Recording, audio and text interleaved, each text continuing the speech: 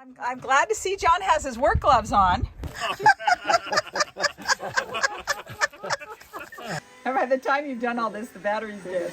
Yeah. So we think it's a wash. Okay, all you entomologists, what is that? 109 degrees in Pendleton, Oregon. It is hot.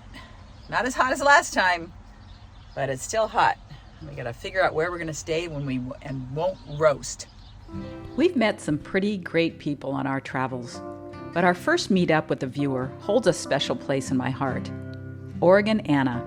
She and her husband Dave live in Hermiston. When my channel was new, she invited us to their cabin in eastern Oregon, despite the protestations of her family about meeting strangers from YouTube, especially those from California. But we became instant friends. Anna is very talented, and we shared much in common. Her husband is a large animal vet, which just goes to show that the Californian and the cowman can be friends. I won't bore you with the details, but by chance we sent them a text.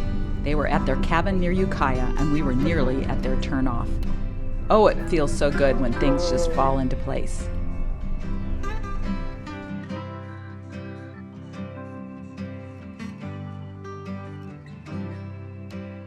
I'm glad to see John has his work gloves on. Yeah, he did. He went right away. All right. Way to go. What are you guys building? Not hesitant at all. What are you going to do? Whatever he tells me to. We're going to pull this out of here, and then we're going to... Oh, you're going to pull some conduit or some a wire through a and then conduit. we're going to redo it. Way to go. We want to pull it out. Perfect timing. Actually... Anna and Dave are going to eat their dinner. We're going to have the ice cream I bought that I put in that little freezer thing. See how hard it is. And then we're going to go to a hot spring that's down the road. Years ago, their neighbor purchased a hot spring that was once a resort and are fixing it up. We had permission to indulge in this amazing experience. Oh, I stepped on something though. Oh my gosh. Got it videoed, John? We're recording the fact that she's a scofflaw. Then you got to be careful what you wish for, you know. It's long legs. Oh yeah, but those are sharp things. Oh yes. This is nice. Oh, I got these weird legs. You want me to take the towels? Yeah, that'd be great. And could you get on your hands and knees on this side? Ooh! Don't snag your pants. Not the pants I'm worried about. Oh! Wow. What do they call it?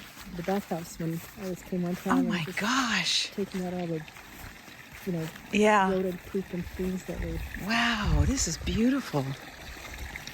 Wow. Hopefully they won't be in the water there, right? Want to get bit by many more mosquitoes. Oh, good you have that. I know, that's what I'm trying to Yeah. get away. This is like it's Oh. a natural rock and roll. Oh, this is really neat. Wow. Where you see the brown, it's Yeah. slippery and slimy where Well, I'm glad I have my my walker things on. Wow. This is amazing. My brother, Dave, the one in Spokane, he is a hot spring. He's so nutty about hot springs. They will go on really long trips just to go to a hot spring. It's a cement pond. Just right out of our house. It's beautiful stuff. That's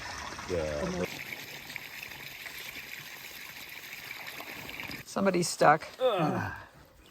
John's going, well, if he can get through there, I can get through there. That's what got me. An old square nail. Oh, a nail. Well, no, it's wood. It was a... Uh-oh. Let's lube him up. Maybe he'll get through. Uh-oh. Got me.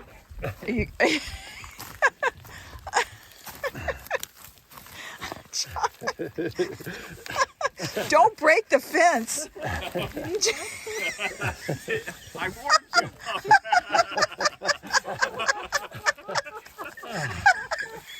Okay. I'm going to move down a couple of feet. I can help you.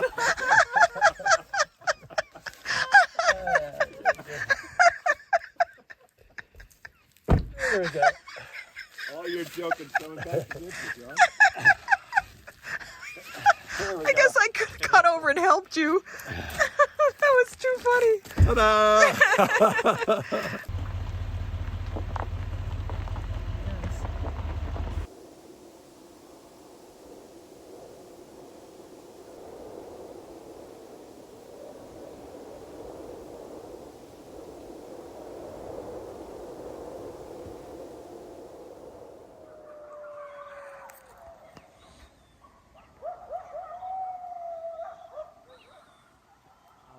This is Anna, and Anna was the first person that ever contacted me and invited us to mooch dock at their place on one of our trips. And I think it was, I can't remember, it was 2018 or 19.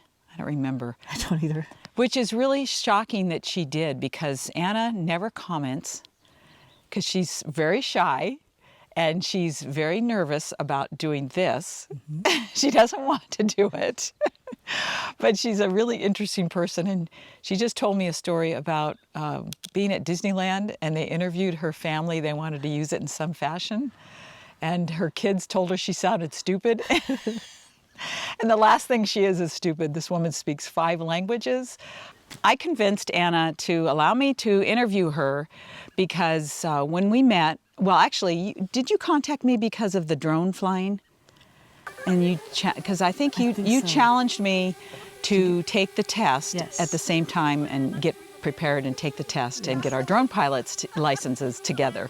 And so tell us about what your friends said when you told them you had invited these YouTubers up to your cabin.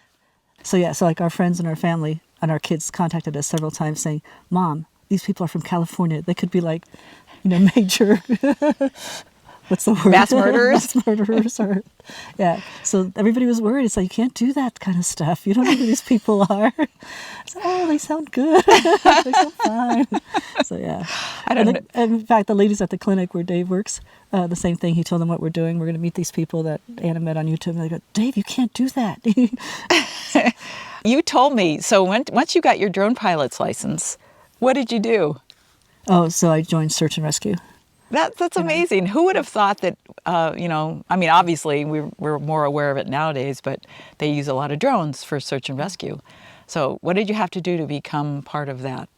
So for search and rescue, I never knew anything about search and rescue other than that there's people out there if you get hurt in the woods or lost or whatever. So we were always aware that they are out there. Then when Dave and I were retiring, I thought that would be a good thing that we could do together. We knew that it was volunteer, but we didn't realize how volunteer it is. Like in our organization, out of the 27 to 30 members, 2 of them are from the Sheriff's Department paid, and then the others are all volunteers. And you fill out a form, you get a criminal background check, and then there's a lot of training. Because even though I'm on the drone team, you still need to know everything else. Not to the extent of being like a team leader, but just so that you can be helpful. It might be a situation where they don't need the drone, but they need someone to assist with a lift or an extraction, I guess is what we call it. But And how often are you called out for search and rescue? Well, there's times we will, and we're smaller. We have a large county to cover, but not as active as some of the popular vacation spots like Central Oregon. They get called out probably every day, or I'm not sure, but they have a lot of call outs. But it varies. It could be 3 times in 2 weeks, and it could be nothing for 3 weeks. Okay.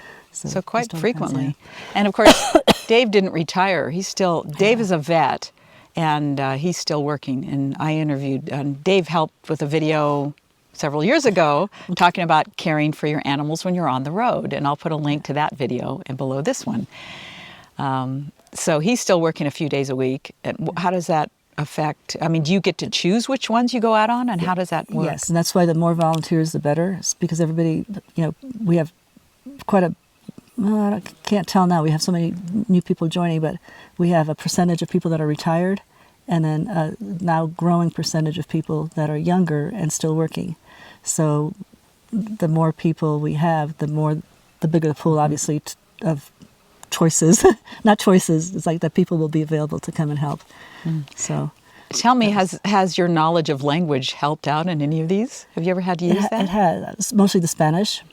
I'm hoping there's a lot of like Russian, Ukrainian people around, and I'm hoping to use that sometime too in French. But the Spanish the most. We had a major 120 pileup wreck on the interstate. 120 vehicles? Yes. Wow. And not all of them were hit, but they got stranded. So I think there were three separate. There was the initial crash, and then a space, and then another crash, and the space, and another, just because of the ice conditions. And so there were some people that didn't speak English, and our job as search and rescue in that case was we were assisting the other mutual aid, assisting the other agencies involved. We were going from car to car, finding out the condition of the people and how long could they stay. Do they have food, water, just the situation, and then marking the ones for that needed to be transported, more priority than the others. So there were some people that didn't speak English. So I was called over, and that was fun. I like to do that. So. That's great. Yeah. I mean, you plan to just continue this as long as you can? Yes, because in search and rescue, there's a job for everybody. Like, it's volunteers. There's so much behind the work. That's true. That we could use somebody who, they could just be 80 years old but know how to run a computer and help us with all the new people that we have, and getting uniforms for them, and equipment, searches. Yeah. What kind of drones do you use? We have a Matrice M30T, and then we have a DJI Enterprise Dual, and then we have two Phantom 4s. They sound expensive. The Matrice is expensive. Yeah. But it's amazing. Have you piloted all of those, or? Yes. You have? Yeah. Wow. How many other drone pilots are there? Ours is a small, kind of a startup group. We have 4 licensed pilots, and then we have 3 additional pilots that are working on their license. So you can technically fly as long as the licensed pilot is your pilot in control, like right next to you, that they can take over. Right. And telling you so. Yeah. Okay. Well, that's good.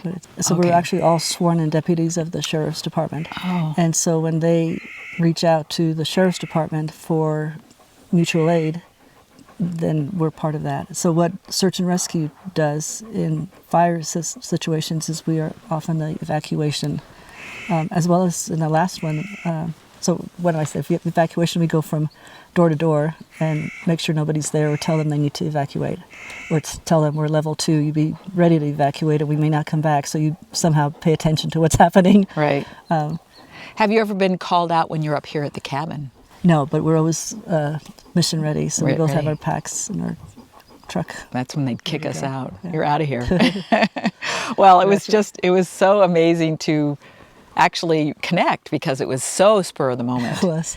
You reached me when we were 17 miles out, and because you guys are kind of isolated and there's no cell service up here, so we considered driving to the road and trying to get there before you got to that intercept intersection. us. It's a search and rescue mission. We may have needed that. Oh, well, that's great. That's good. Well, let's go have some fun. All right. Check the voltage. Everything is always vertical. Rotate aircraft 360 degrees vertically. Okay. I've never calibrated this thing. Okay. Calibration successful. Up and just Don't have to do both at the same time. Just with this one. Just to get it out. Okay, and now. Oh, I'm gonna select. I'm going to start recording. Okay. Okay, so now what you want to do is. The battery's dead. And by the time you've done all this, the battery's dead. Yeah. Gage is sufficiently bored with the drone already. And then get on the DJI. There's like a flight training. Yeah. And so you can practice.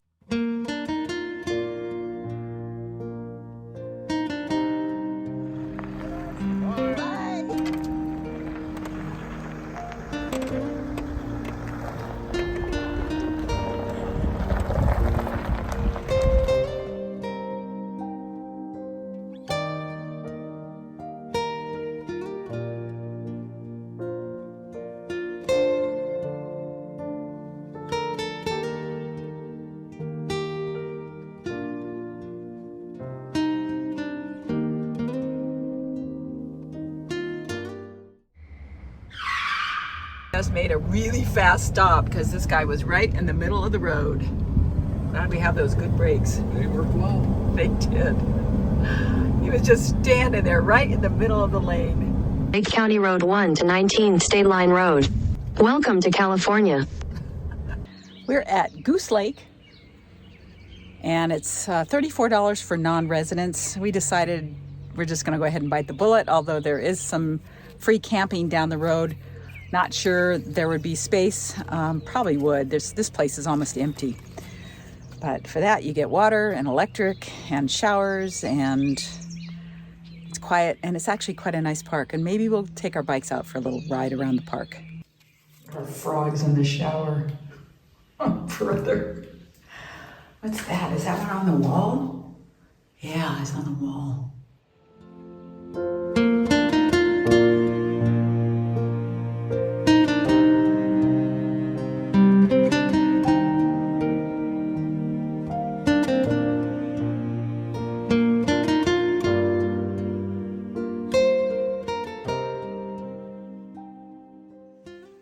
Well, a couple dozen mosquitoes got in here last night. Boy, is that miserable. I had that zapper going for quite a while. So for those who think that getting the bikes out of the back of our new van will be a hassle because we have to put them back together, to remove these, John has to remove 5 or 6 locks, and clean them off because there's always dusty. And of course, take them down. And then the other thing you don't think about is the hitch pin. So you have to remove the hitch pin every time you want to get in the back doors of your van. So we'll eliminate that.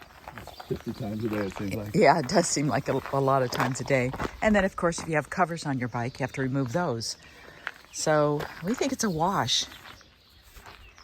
But we're going to go for a little ride here just around this little park, Goose Lake Park, just because we haven't been able to ride our bikes for a few days.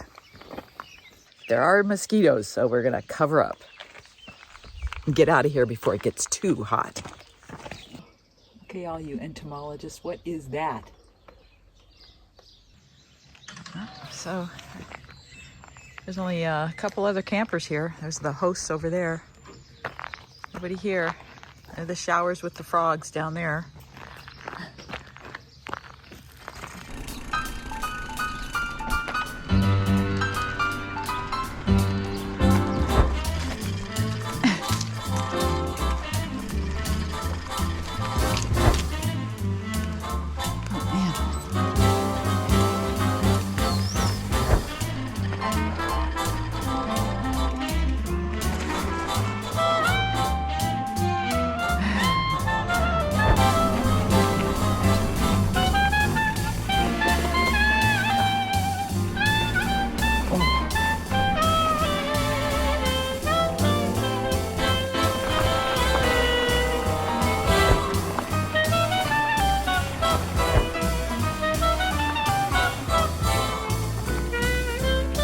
That's a little deep for us.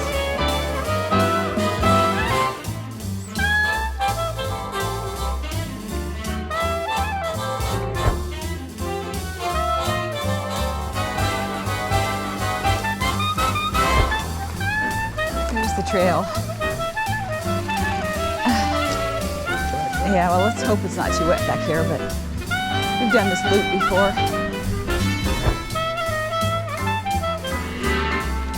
There we go.